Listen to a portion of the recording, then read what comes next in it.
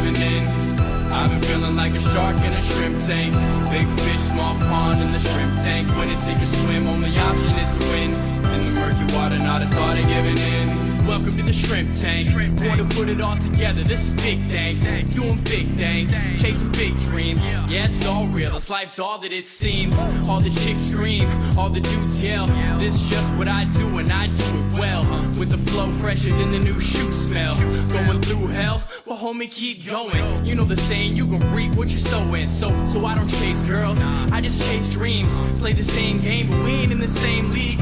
Running a campaign, Roadie 2016. Like a phone to die, putting me in charge. I'm a general, from the front I'ma lead the charge. Like a federal, fell on my lap never. Going hard as ever. Good afternoon, everybody. You are going to learn all about foundations today, how to raise money for them, and I am excited. This is the Oz Digital Studio, where we do the Shrimp Tank podcast in collaboration with the FAU Adams Center for Entrepreneurship. Of course, we find the do's and don'ts of running a business down here in South Florida. Of course, you catch all these amazing episodes up on iHeartRadio, Spotify, Apple Podcasts, Google Podcasts, and the gazillion different podcast apps today. But more importantly, at Shrimp Tank Boca on Facebook Live Thursdays at 4 p.m., where you really get to see our guests in our studio, of course. So Roland Kidwell is with me today. Dr. Cox was here last week. He's talking all about this boot camp coming up. Tell us a little bit more what's going on. Well, the FAU, Florida Atlantic University Entrepreneur Boot Camp, kicking off next Wednesday. Just Google boot camp. FAU, and just a Adams reminder, Center. this is not for students, right? This is only. for students. No, It is for the only. community. It's right. because I think a lot of people have a misconception that it's just students joining No. the boot camp, but you got a lot of different varieties of people joining. We do. All kinds of potential entrepreneurs here in Boca and elsewhere are welcome to join, welcome to sign up, and you'll get 8 weeks of instruction on how to take a business idea, turn it into a business model, test the business model, potentially come out with a business plan. So that's one thing that's happening next week. The other news we have about Florida Atlantic University is that we have moved up 3 spaces in the U.S. News and World Report rankings for international business programs. We started 25 2 years ago, 22nd last year, 19th in the country now in international business, and we have a great faculty, a great program in that, and we're getting ready to kick off a Master's of International Business, and this is all connected to the Department of Management Programs, which is the job I do, moonlighting as the chair, in addition to working with the Adams Center, and we have a guest with us today, too. Did you want me to introduce her? Go for it. All right, Regina Thompson. I want to get her title correct. Strategic and Economic Initiatives Manager for Research Development in the Division of Research at Florida Atlantic University. And Regina oversees a great entrepreneurship program that she wanted to talk a little bit about to our loyal listeners of the Shrimp Tank. Well, I am happy you introduced her, because if I had to do that, there was no shot I was making it through that one. Too many words. Thank you so much for that, Roland. So yeah, one of the programs that I manage is the FAU WAVE program, and that one is specific to FAU students. You could be going for your bachelor's or your master's degree. It doesn't matter. Undergrad or graduates are welcome. Our applications are now open, and what it is an applied research and entrepreneurial competition, and we invite you to apply with your innovative ideas. It could be just an idea you had today or yesterday, or an idea that you've been working on for the past 6 months to a year, and we give you seed funding to continue that development of that idea. It's $500. It may not sound like a lot, but it is a lot to a lot of college students, so that you don't have to go out of pocket to try a prototype or try some kind of research and development. It's kind of getting your feet wet, hence Shrimp Tank kind of being more in that entrepreneurial space before you get into the big leagues. So it's a great way to get started and see, hey, can I do this? Can we make something out of this? Applications are currently open. If you Google FAU WAVE, it'll pop up with an Apply Now button, and our deadline is October 4th. And probably I will close it whenever I wake up on October 5th, so probably October 4th at midnight or so. And I encourage you just to apply with any of your ideas. You can work with teams if you have a skill set that you need something to complement, and maybe one of your friends is great at one thing and you have a weakness in another. You can work together in teams, and you compete for actually the $2,000 Dr. Eric H. Shaw FAU Wave and Excellence Award. We're going to have one winner this year, compliments of Dr. Eric H. Shaw. Thank you so much for his sponsorship on this and his donor abilities. We're able to keep going with this program. So I'm happy to announce that. That's fantastic. And Eric Shaw is also going to be sponsoring the Veterans Entrepreneurship Program pitch competition. Oh, nice. So shouting out to him there, too. Let me ask you a question, Regina. Is this only for undergraduate students or graduate students? We've this year opened it up to both undergrad and grad. So bachelor's and master's. PhD are a little too far ahead. So Right. Okay. And the nice thing about this program, we see some of the people who have won it and had just entered it in the business plan competition. They've placed in the business plan competition. They've been finalists. They may have even won a year or two ago. I'm not positive about that, but I believe they really turn out well. And the next step after WAVE can be the FAU business plan competition. So it's a great program. And Regina, if business owners out there want to get involved, a lot of our audience is business owners, how can they get involved with the WAVE program? Definitely you can search on the website and contact me at fauwave@fau.edu. And if you would like to be a mentor, or if you would like to volunteer any time or expertise, I'm always happy to connect you with students. And potentially maybe we can offer them some internships or any way to help them grow professionally. I would be open to a conversation about that. Awesome. We will be in touch after this show because I'm always looking to get back to the local community here and, of course, mentor some students. So absolutely. Well, again, this is the podcast. We get to interview all these C-level executives down here in South Florida, find the do's and don'ts of running all these organizations. We have 168 shows now up on our website, so definitely check it out, shrimptankpodcast.com. So today we got Barbara James in the Shrimp Tank. I love the name, by the way, Barbara James. Such an awesome name. So she's the Chief Development Officer of Baptist Health Foundation. So Barbara, tell us a little bit about what you're up to. Well, thank you for having my goodness. So many people just call me Barbara James, like it's not two names, it's just one. So thank you for the compliment and thank you for having me here today. As you said, I'm the Chief Development Officer and Associate Vice President for Bethesda Hospital Baptist Health Foundation. And we are in the business of closing the gap between, on bringing state-of-the-art, preeminent care in your community. We do a lot of research, innovation. We have centers of excellence that we help to support. And as you can imagine, in the last couple of years, this has been more important than ever. Yeah, so tell us a little bit about, your role, kind of go a little deeper. How did you get into this role? Let's start in the beginning, right? You didn't just start and get to this level, right? You started somewhere and you worked your way to the top. So let's go in those early days. From the beginning, my goodness, I'm an old gal, so settle in. I went to school at Christian Brothers University in Memphis, Tennessee, and one of my internship was with the Memphis Arts Council.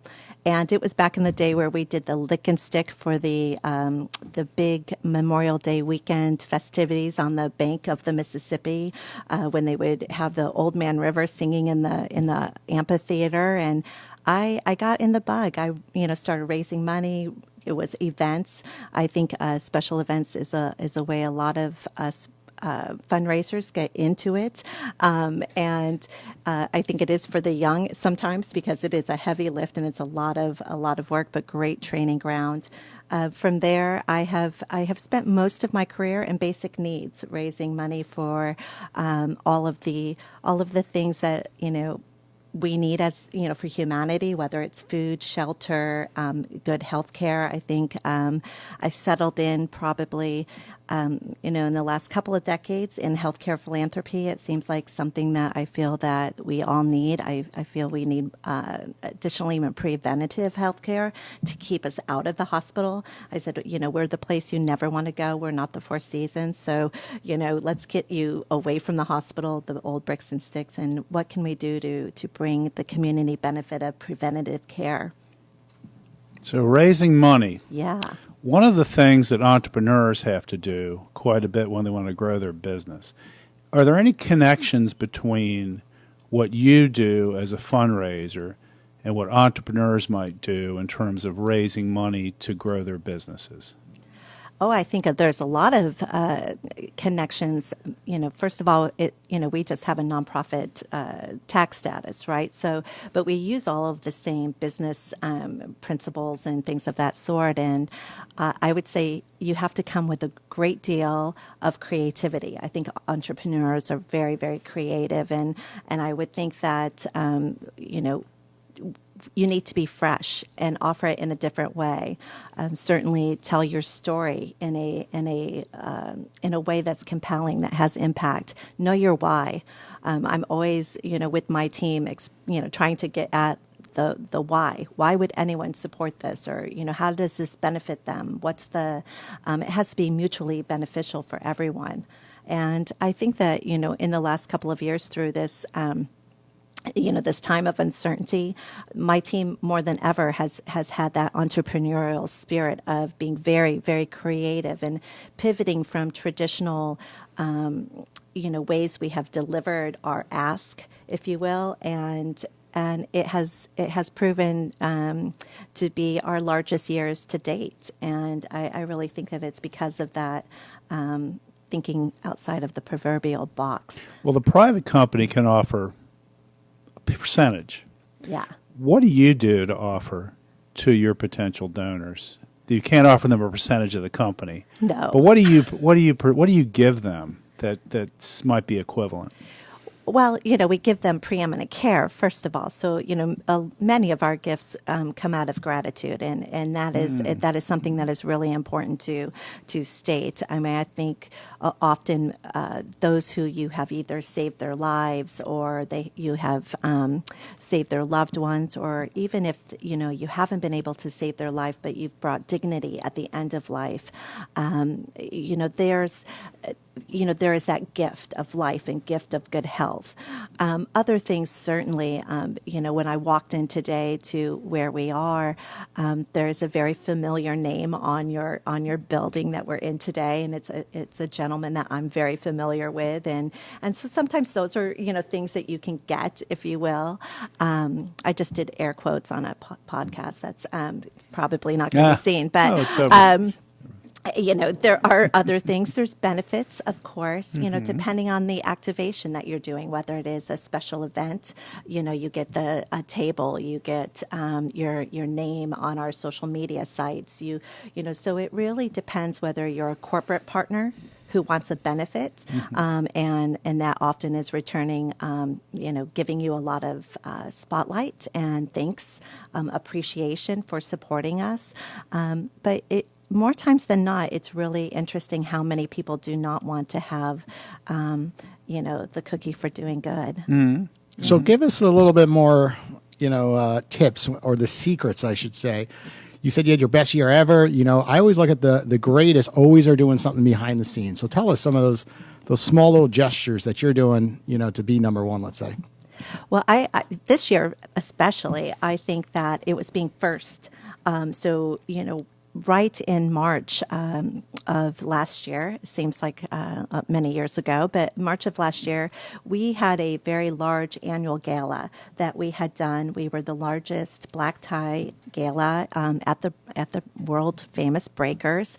We had done it for 65 years, and it was very formulaic. And certainly, I knew what I was going to do. I knew what I was going to wear. I was going to show up. You get at the podium. You do this. You do the fund the need.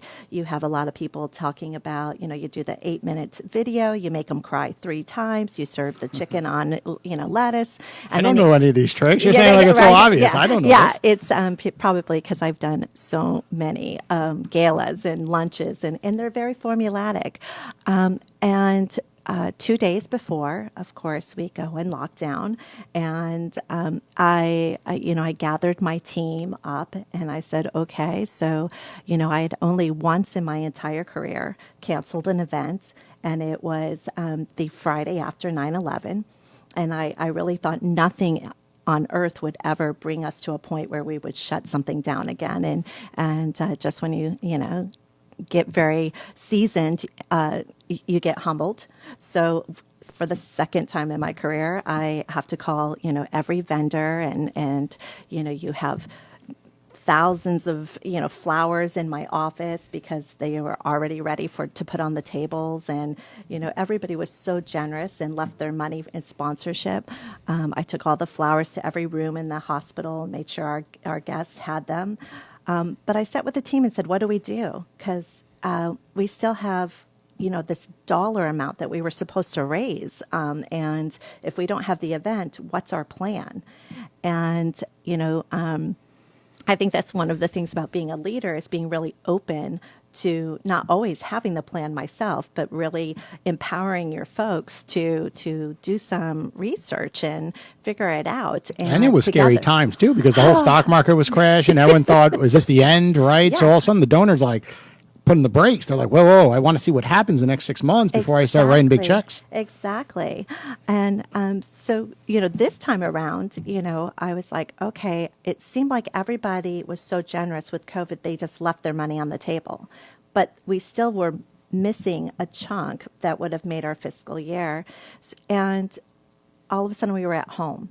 And within that first week in March, it was, how are we going to reach the people? We are in a relationship business. We are in a people business. If we don't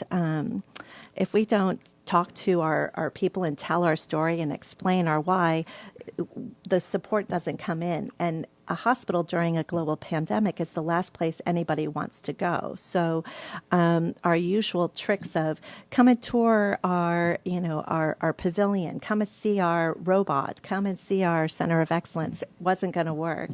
So my team took on every class, I signed up for other nonprofits across the country to see how they were addressing it, how they were raising money.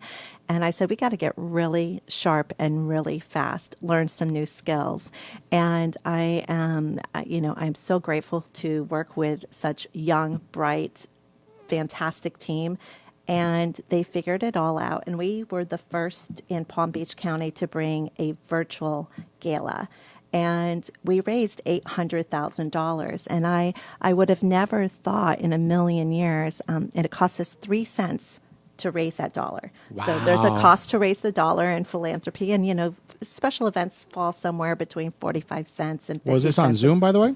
It was on several platforms, and my team will probably not hate me. I'm not the platform girl, but it was live stream on a platform that they discovered through the Met in New York City, and a lot of different things. We watched all sorts of things like what are all of the performing arts centers doing? What are the big American national I like how you nonprofits. switch gears. Because so often a lot of businesses just put the brakes. They're like, we're just going to figure this out and see what else is going on. You just took initiative right away and said, we have to raise money. We're going to virtual. We don't know if it's going to work, but we're just going to go with it. And I think that's what's so unique with the best out there is they go with their intuition, right? Do you see this all the time? You've lost a lot of nonprofit employees during that time period. I know several people who got laid off because of what Jason's saying, that they weren't prepared to shift gears. Did you have to lay anybody off? I didn't. And I have to say, right there in that first bit of March, I sat with the team, and the team was scared, right? Because, none of us have been through this before. So, at a time when everybody was kind of running for the hills, gathering the children, going for the hills, going home, staying remote, I gathered the team around and I said, so anything you need, I'm here. And I think that that's also, part of my responsibility. If I have the honor of having a team, I should also know that I have the responsibility to make work joyful and be a place that they want to come to every day. We spend each other's a lot of time with each other. I said, I'm going to be here every day. I'm not going to leave. I'm not going to go remote. If you need a remote day, you take it. I believe very much in, mental health and all of that good stuff. This is scary times, like any anybody at a helm of anything, I think you have a lot of different kinds of types of people that work with you and for you. And there was a couple certainly that I wanted to make sure I kept my eye on, if you will. They lived alone. They didn't have a dog or a cat and I was like, oh, I don't know if I want them to sequester all by themselves. I don't want them to be sad. I don't want them to be scared. I want them to know we're here.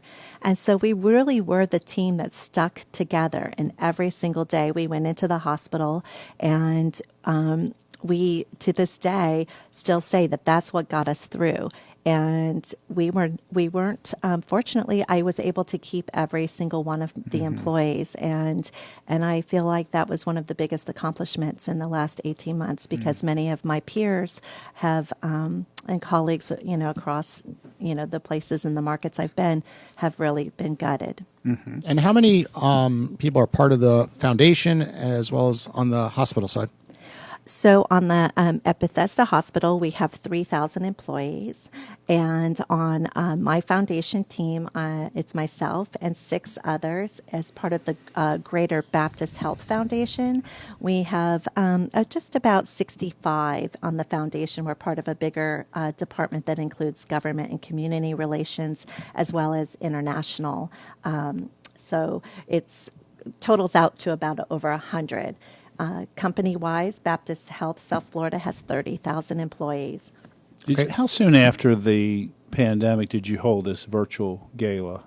We held it we went in lockdown in March, canceled our event that was at the Breakers, and we held our first virtual in September. Do you think anybody will ever want to do that again? We have done it twice, and I hope my team isn't watching or listening to this. I'm not really wanting to do it again, but I will.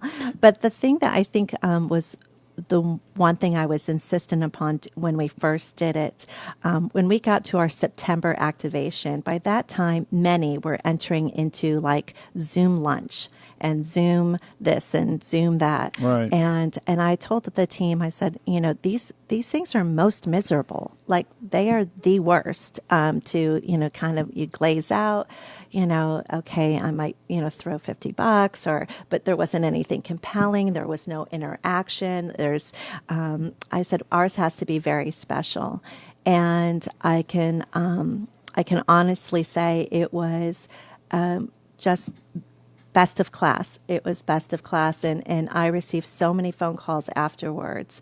And the one thing I told my team, they're like, oh, we had such great success. Let's keep it to ourselves. And I said, no. Success begets success. You share joyfully. You share everything we've learned, and this community needs this kind of love right now. And so, no matter who it was in the community that called and said, how did you pull that off? Oh my gosh, what platform did you use? Who was your, videographer? Who was your, entertainer? Give me all your secrets.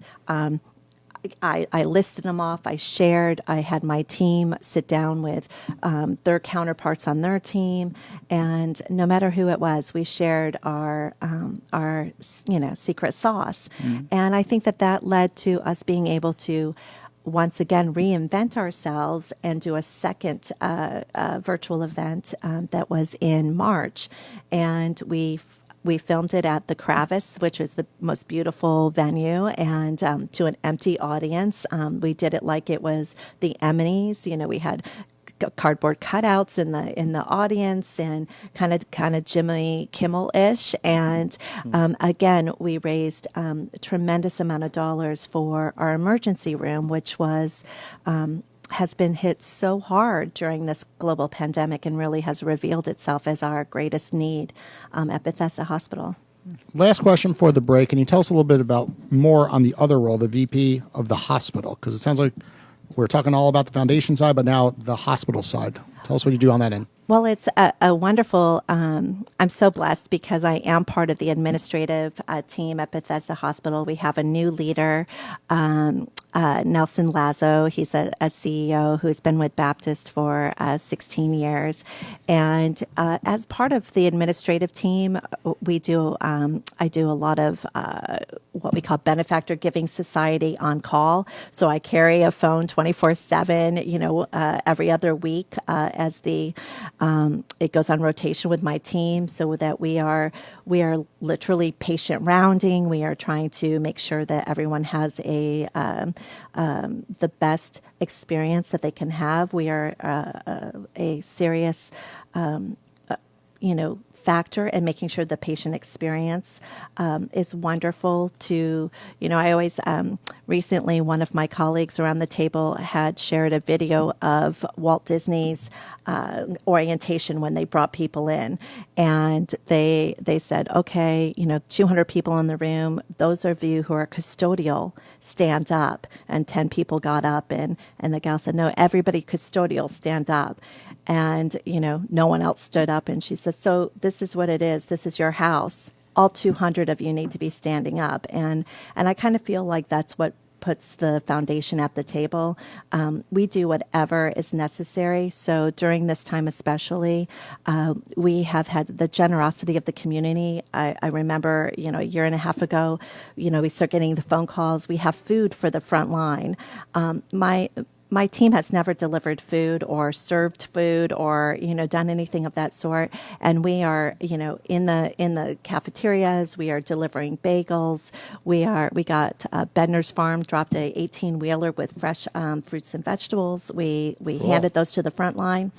That's awesome. Well, we're going to take a quick commercial break to hear from our sponsors. When we get back, we're going to jump to our Hot or Not segment of the show. Insurance companies, it's time to step out of the past and into the future with Oz's latest solution, Rainmaker. Reduce 10 years of human work to merely days using intelligent automation to process contract and claim entries. Increase job satisfaction, productivity, accuracy, data insights, and ROI while decreasing the time spent on projects. It's a no-brainer. Follow the hashtag #MakeItRain on LinkedIn and Twitter. Or visit followoz.com/rainmaker to learn more. That's FOLLOWZ.com/REINMAKER.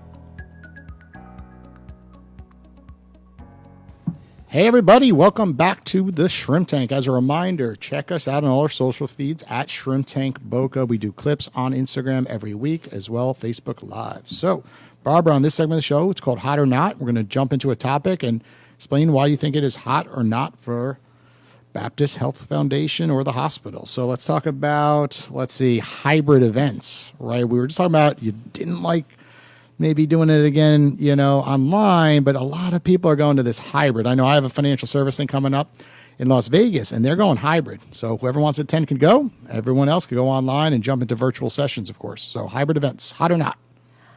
So I have had hours of conversation on hybrid, and certainly it's budget season at Baptist. Our fiscal year starts October 1, and really I was, I kind of did a couple of budgets where it was in person, it was virtual, and then it was the hybrid.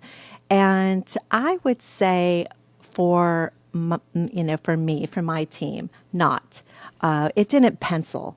And, at the end of the day, I'm a numbers girl, and, I'm here to raise money and awareness for the hospital and bringing preeminent care to our community. And it didn't seem right to be able to. It's like putting on two events, right? So you have to have all of your live streaming. You have to really simultaneously do two activations to two different audiences and make sure both have a memorable experience. And so, with a small team, I thought, okay, this is going to throw a lot of money at it.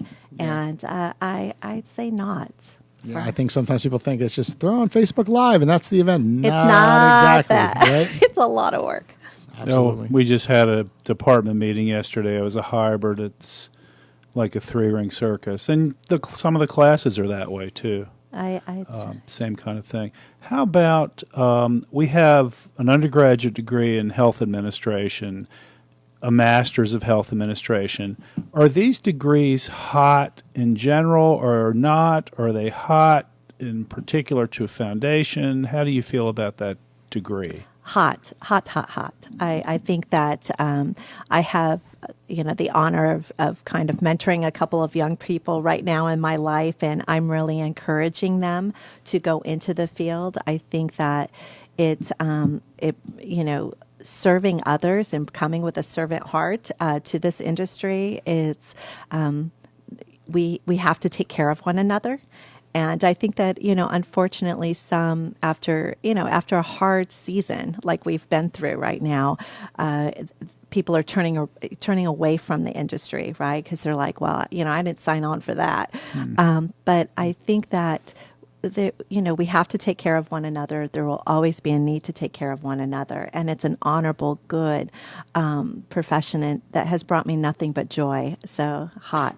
Do you, in the foundation, what kind of degrees are hot for you to look for to hire onto your team? I have a diverse group. I mean, and I think it's becoming even more diverse. Certainly, I have a spattering, if you will. I have communications, journalism, marketing. Business, of course, is, overriding. I'm an old, English lit and business management degree gal, so I don't know where I fit into the mix. But the one thing that I think is absolutely, no matter where you are in the world, and if you're a young person looking for a career or an entrepreneur, whatever you are doing, learn language. Learn how to articulate, write, speak. The written word is so important because telling your story and getting to the why quickly is everything. Cool. Okay, let's talk about that topic right now. Clubhouse just came out this year, right? And there's like 10 million users every week, and it has a lot of networking going on. And I'm not sure if you're on there, but hot or not, these audio apps for networking in general. If you're on it, I don't know if you are. I am not. And I'll share that, this isn't really much my world. I think it's, I'm such a people person. So, I'm an Italian gal, and I think the hardest part of this time in the world for me is not kissing everyone on both cheeks and giving big hugs. So I struggle a bit with the social platforms to network, but I respect them, and I think that I'm watching. I have a FAU grad, Go Owls, in my house, and she's on all of these, and she works for a social media platform company, and I see it as part of the future. I think it needs to be given consideration. Absolutely. Well, Clubhouse is an interesting one on your end because it is about check it out. It is pitching, right? You're in a room. It's like a virtual conference. Imagine a stage where you have 1,000 people in one room with you can't ask a question because it's the main folks. And then you got the little side rooms with 50 people where anyone could really ask a question. And someone in your shoes, you could get up there and do a 2-3 minute, not pitch in your situation, but networking. Say, these are things I'm looking for. If anyone wants to, do a one-on session. Okay, I'm going to give a shout out. I think Clubhouse could be the first social media platform. I like it. I'm going to give a shout out to my team who's listening and say, by the time I get back to the office, I want to know all about this Clubhouse stuff. And if I need it's all audio. So there's no reading, text, pictures. It's straight audio. Like it. With groups of people. So I think you want to get on LinkedIn though first, right? I do. You need to get on there. Yeah. I always thought I thought it was to look for a job, and I'm really happy. Oh, no. So now I guess I have two tasks. Oh, no. to do. Roland posts every week with all I was guests. looking for you. Yeah. I didn't say. Tell me about this. Hot or not managing volunteers? Oh, that should be in the next segment. I love volunteers. So. No, I love volunteers, and I think that they are wildly missed in our area right now because, of course, we have had to let our volunteers, go home because of all of the restrictions, and they add something so wonderful to the fiber of everything you're doing, and they are your unpaid employees, and they are your most hard to manage at times, but they all come with heart, and so it's it's a mixed bag. It's hot and not at times. I'm probably asking too many HR questions for the next segment. We're probably going to get into them there. Yes. But what is the hottest thing donors want to give money to?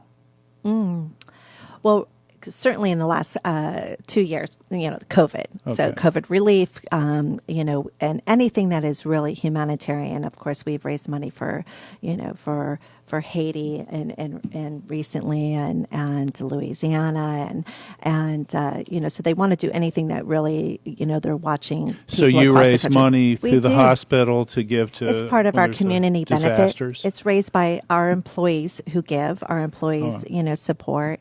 At the hospital, I earlier mentioned our emergency room. That has been something that has been a very hot thing to support. It was a campaign, the $15 million campaign that we just started a year ago. We're halfway there. There's great energy around that.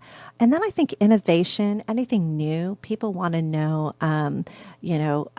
what's the best. They want to know that they're getting the best treatment, the easiest treatment. People don't want to be sick. They don't want to get sick. And when they do, they want a quick, easy fix. Well, conversely, what is not hot? What do you have to struggle to raise money for? Oh, that's a great question. I think that anything that would fall under being a house pride, right? So it's really hard to raise money for a house. I always call the hospital the house, like a new roof. Right now, I'm putting in a $55 million central energy plant. It's hard to get real excited about something that basically runs your entire building. As energy plant is critical, especially in a place like South Florida where you get lightning and power surges, and you need all of that generated power. It's critical to have. Ours is old and it's being replaced, thankfully. Hard to raise money for it. It's hard to raise money for beautification or anything that people think, that's, if I own a house, I put a new roof on when it needs. Why aren't you doing those general maintenance along the way? Yeah. Very hard. What is the hottest way to network in your world? Oh, I think it's, that's a great question. I think that one, being authentic and really asking for people for what you need and being very clear with what you need. I have an amazing volunteer board, and I often will just come to them with something that I need, and I'll say, hey, we have all of these people moving down from New York, and they're moving within a 3-mile radius of our hospital. If something happens, they're coming here. How do you know anyone in real estate that I need to be introduced to? So I can send them a welcome to the neighborhood packet and just say, hey, you may not know it, but this is your hospital, and we're here to serve you if you need to. So do you do old school networking events though as well? Like different, like how do you get like kind of in front of people, I guess is what I'm saying. Yeah, absolutely. I think that at any given time you will see myself or somebody on my team, whether we're supporting the chamber events, the Rotary events, we do a lot of work with the business development board, any of those kinds of things. And what's not hot, I guess, the stuff you've learned, stay away from it. Like it sounds good, but just a drain of your time, drain of your energy. Yeah, I think that you have to know what you're doing, right? So you have to know that I'm paid, and I take that very seriously. I'm paid to raise money. So if there's huge distractions, I think that there's rabbit holes you can go down. One thing that I just that comes to mind that I just talked about with the team this morning was doing some donor analytics. So we have a lot of tools that we use to kind of identify support, and sometimes you get analysis paralysis, and Oh, yeah. like they're just going Overload. down this rabbit hole. And I said, that's not moving our mission forward. It's not having an impact. But we have 30 likes on the post. But we have 30 likes on the post. Are you guys big in social media? Is that a drain? Does that actually work in your world? We use our social media very strategically. Baptist Health, SF, everywhere, in all of the different platforms. But it can be, certainly, and the younger professionals on my team, it's also keeping them, from being a little squirrelish, and making sure that they understand that I'm kind of probably a old-fashioned gal where I believe work is work, and Sure. and we're being paid for a work day, so let's give it. I have a lot of respect for a lot of people who have work ethic. Yeah. Everyone loves social media sometimes, but when you get the analytics back, it's not always profitable in a lot of sectors. But people are like dying to make it work, and they just overload social media, and then they're on their phones all day long. They're checking it. They're just craving those likes, those comments, and that doesn't pay the bills, right? It doesn't always bring in the money. It doesn't. And I know in my industry, in the financial service, it typically doesn't work that well. It's good old school networking and referrals and those little touches that end up, making the good advisors versus the best advisors, which is sending gifts in the mail, which is, thanking them on their, thank you card after a meeting, birthday card, just the old school traditional little touches. Go ahead, Travis. He's got a quick question for you, our producer of the Shrimp Tank. Yeah, Barbara, you mentioned mental health being a hot topic this past year and a half, and how you've been able to help your own team personally through that. What has Bethesda Hospital been able to do to help the greater community, and if not Bethesda, then Baptist Health? Oh, we have so many wonderful programs that we have offered. Most certainly, one of our most robust comes out of our community benefits team, and we have offered all sorts of Zoom classes. We, whether it is, through our Care on Demand app and signing up for Calm or, meditation. We have spiritual chaplains on our campuses across our 11 hospitals that we have. It is anything. We have a designated person in each department to be the person that if you're having some mental health concerns, they go to it. Wonderful. Thank you. We're going to take a quick commercial break to hear from our sponsors. When we jump back, we're going to jump into our future focus segment. Are you having a hard time finding good people? The key to successfully finding top quality candidates is to expand your candidate pool.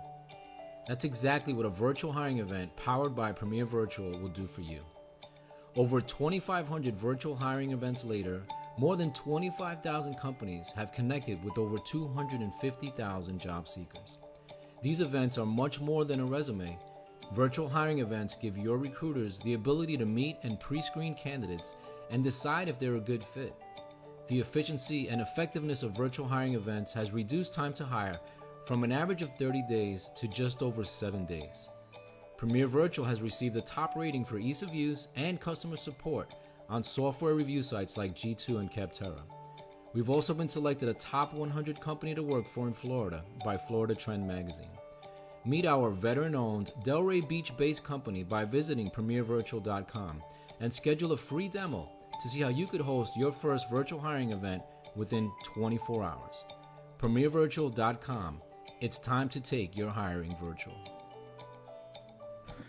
Good afternoon, everybody. Welcome back to the Shrimp Tank. So, Barbara, on this segment of the show, it's our newest edition because we realized that every business out here was struggling with hiring, right? So you guys have a lot of employees, right? So what is your trick, when it comes to hiring? Well, first, I think when you have a great company with great benefits and great people, you need to highlight them. So, we have a hashtag, we say hashtag pineapple proud, and,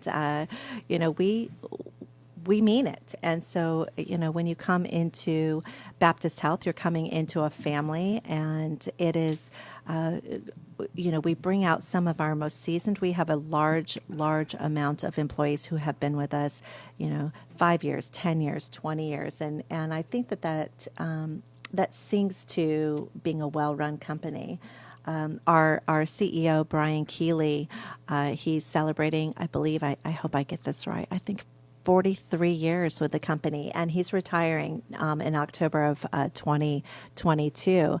And he said, hiring the right people is the job one. It was meant to be because it's the 43rd minute of the podcast right now, which Boom. is a weird coincidence, I have to say. Okay. Angels. So when it Angel comes out, moment. actually, like, getting the actual employees, like, where do you start? Is it Indeed.com? Is it LinkedIn? And then what do you do through that process? Of course, once you get them, you guys are doing an amazing job. But a lot of businesses today are just struggling to even get interviews through the door and then obviously convince them why, of course, you're the best, right? Everyone says they're the best. It's like when they're in the office, they can't always see, why. But what is your trick? I guess to even get them through the front doors? Yeah. In all honesty, this works in a separate department. So we have a large HR department, but I work very closely with them when I'm looking for somebody. And I'm currently going to post a position for a development officer. So I'll put that plug in here, and I'm looking for somebody fabulous. But I work with them closely, tell them what I need, work on the job description. I think that is key to really be articulate on what you're looking for, really set the expectancy of what you're wanting. I often, in the interview process, I tell the real truth. I think it's, I don't unicorns and pixie dust. I'm like, this is hard work. This is the, these are our pain points, and this is where, we're not so pretty, and this is our opportunities to really get better, and that's why I'm hiring. So if you're not up for a challenge. It's called a realistic job preview. Realistic job preview, Yeah, period. very good. Yeah. The team you have right now, and you're looking for a development officer, and you said you had all these different people doing different things from different backgrounds. Do you actually just go out and recruit, or is the HR office does the recruiting and then you do the interviewing after they've gathered them up? I sit down. I have a HR person who's part of my team that I sit with. I do the realistic kind of expectation of what I'm wanting, and they navigate it to post it, both internally and externally, and we go through the process of gathering, resumes and all of that good stuff. There's a process of phone interviews and vetting them, and then I get a portion of that has been pre-vetted, and then I really believe in sharing with the whole team, making sure it's fit, as well as I'm one of those gals where I would absolutely every day and twice on Sunday hire attitude over aptitude. There's some things that you can teach, and if you could bring the best attitude, I always say I have a couple of titles, that doesn't matter. I still have been known to clean a toilet, and that's okay. It's attitude. So going back to our sponsor, what they do you know if the hospital uses anything like a virtual job fair, anything like that? We absolutely used to do job fairs and prior COVID, and now we are doing everything on so we very well may be doing it virtually. I'm just not aware, but Okay. I'm going to take it back as a recommendation. Okay, tell us some of the pet peeves that you've seen, right? Sometimes interviews, they show up, they're not dressed right, show up late, they don't, give you that thank you note via email after the interview. Kind of go through some of the pet peeves so our audience knows, like, this is what you need to do to get a job these days. Oh my goodness! Some of it's really basic, like misspellings. Is a big thing for like West Palm Beach, and it's got like two M's at the end. Exactly. I mean, like, spell correctly. I always am leery. This will show my age, but if you have an email that says like, cutie Louie at, hotdancenight.com. I'm like, oh, just, Barbara James at Gmail. Keep it simple. Keep it simple. Keep it professional. I am definitely, I think that there's, I go back. What about social media stalking? Of course, people are bad with that too. What they post, and you're like, does this come from the person I just met? You know, what are they Exactly. writing on Twitter? What are they writing? Exactly. You know, it's interesting because, you know, I don't stalk, but several on my team, you know, probably Sure. would do it, and they'll bring something, and I'll be like, oh, that poor judgment, you know. And I think as a mom too, I use those great learning opportunities for my young people in my life. Like, don't ever do that. That's wrong. You know, show up, wear the right dress. I'm a good old Emily Post gal. You know, I feel like there's manners, there's thank you letters that you write after. I've So just what's the given you- best thing a candidate's ever done? You know, they came in and they just crushed the interview, you know, and they are, I'm assuming, one of the better ones. They came out that you hired. What did they do that was so special and unique? I've had several, and I definitely have a couple on my team right now. And I will say they came back immediately with the thank you card, Yeah. as well as follow-up questions regarding the interview. Clarification or something of that Sure. sort. You know, Shows you they care. said, you said this. Can I unpack it a little bit more? And I think that demonstrates the critical thinker. And I like somebody who has awareness of self and can discern and come back and not and be fearless. You know, it might be a little scary to say, "Hey, I didn't quite get that," and I see that as a true strength to be able to say, "Hey, agree. you know, hire smarter people than you." Sometimes I'm doing all the talking on the interview, and I'm like, they're just like, yes, yes, yes, no, no, yes, yes. I'm like, okay. I'm like, it just, you know, you feel like, oh, we have a guest here, Paige. Paige, you got a question for her? Yes, Barbara. As somebody who does hiring, you have a coin phrase, a hire, misfire. What is that? How do you avoid it? And how do you learn from those experiences? Well, you know, I've done this for a long time, so I have had a couple that have not been as wonderful as you had hoped, and it's often when you're in a crunch, right? So, you know, you have 2 applicants and you needed them 6 months ago, and you're just trying to choose, you know, the best of the worst. And, you know, it's, you know, I kind of feel about the politics the same way these days, but it's, you know, you just have to pick one. And so you go with it. And I try to stop myself in that moment and be very present and say, you know what, I'll sit this one out, because, you know, earlier in my career, I would make a decision, and then I would try to, you know, drag and teach, and you know, a couple in memory didn't have the attitude to be taught, or didn't have, you know, the aptitude to be able to learn. So also, when that happens, my advice to any leader is get out of it quick. And I think that it's really important to.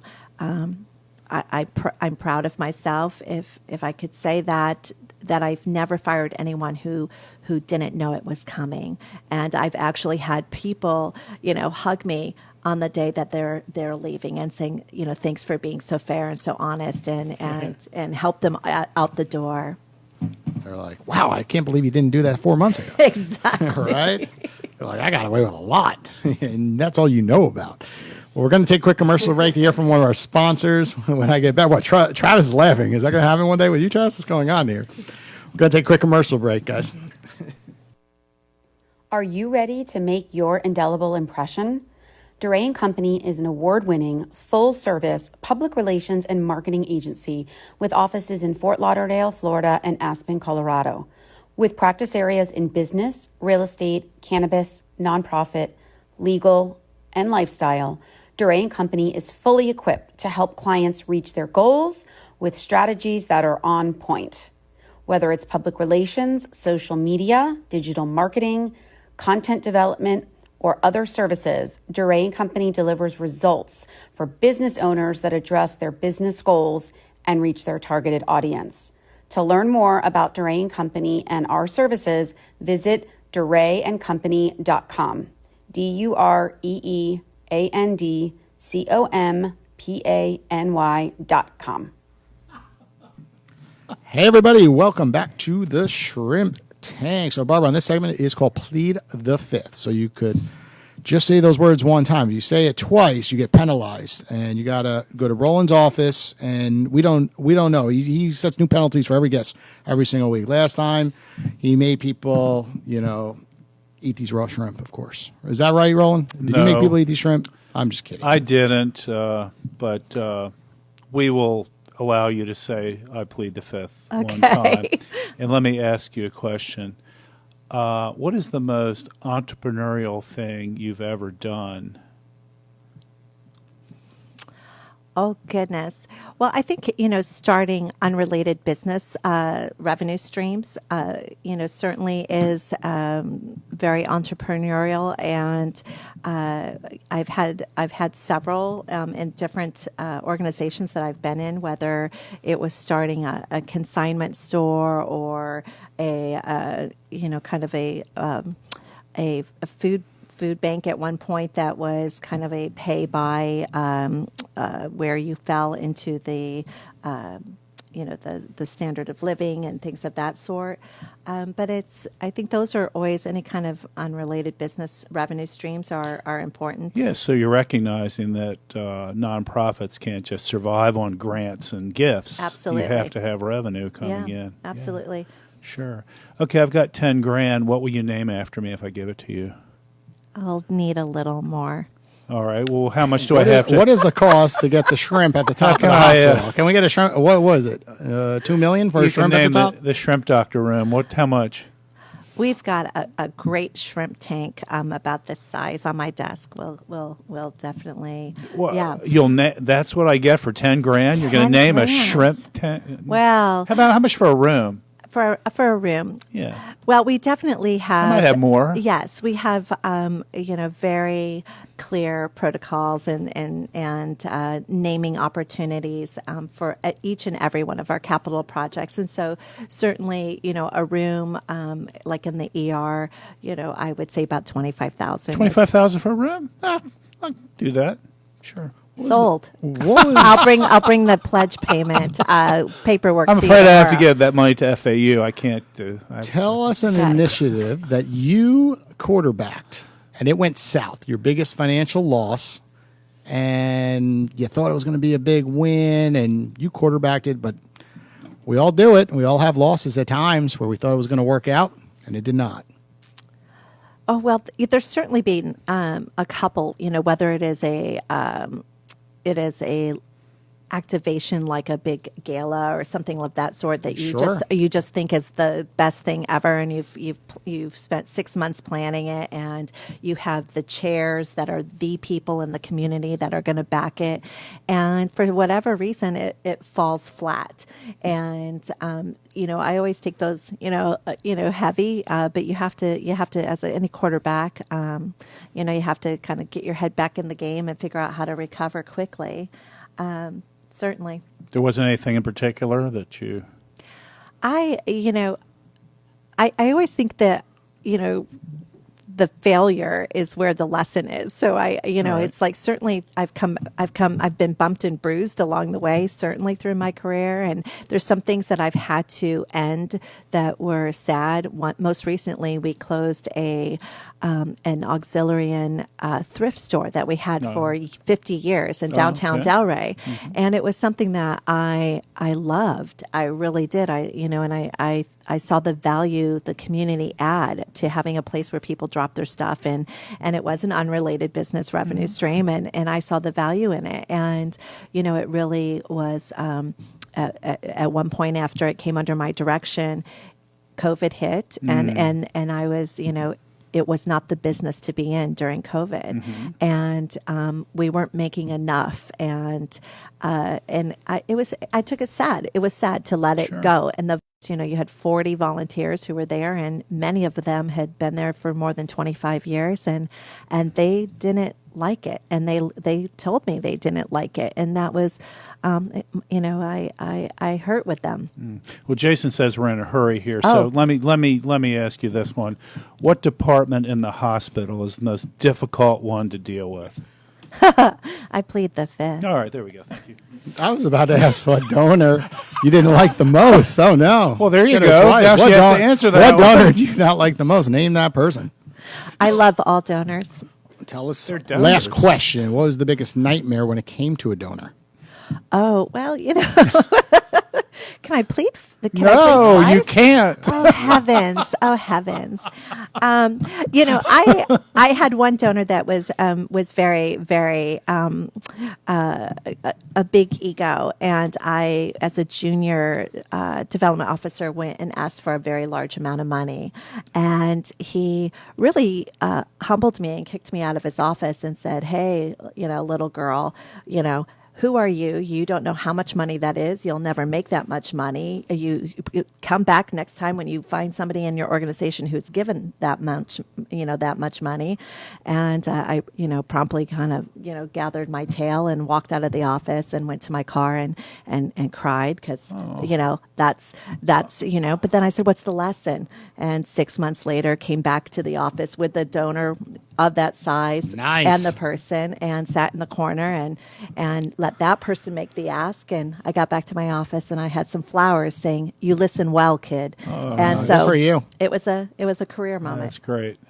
I mean, we see that all the time, in the business community. Is someone says you can't do it, right? And then you get out there and you prove them wrong. Yeah, and challenge. We all like that, because in the moment you're like, no, you're beaten down, but then things end up working out.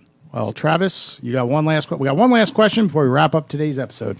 I think a great little anecdote to throw in at the very end is you are a member of a sorority, and didn't that play a pivotal role in how you wound up in a career in philanthropy? Because we are here on the FAU campus, and they have Greek life here. They do, and I have a young FAU grad in my house. Actually, she's employed and living on her own, so that's great. I was Zeta Tau Alpha, and that was back in those Christian Brothers University days, where my first experience raising money for breast cancer awareness, and under Nancy Brinker, and it was a career high, certainly, to meet Mrs.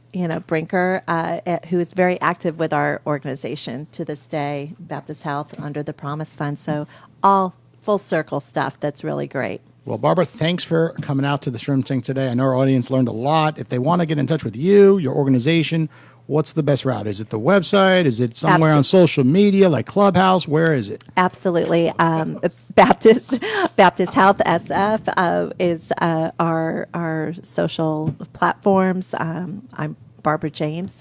So you can find me at baptisthealth.net, and more than willing to talk to anyone. Thank you so much for having me today. Of course. Everyone listening, we'll be back next Thursday at 4 p.m. Take care, everybody.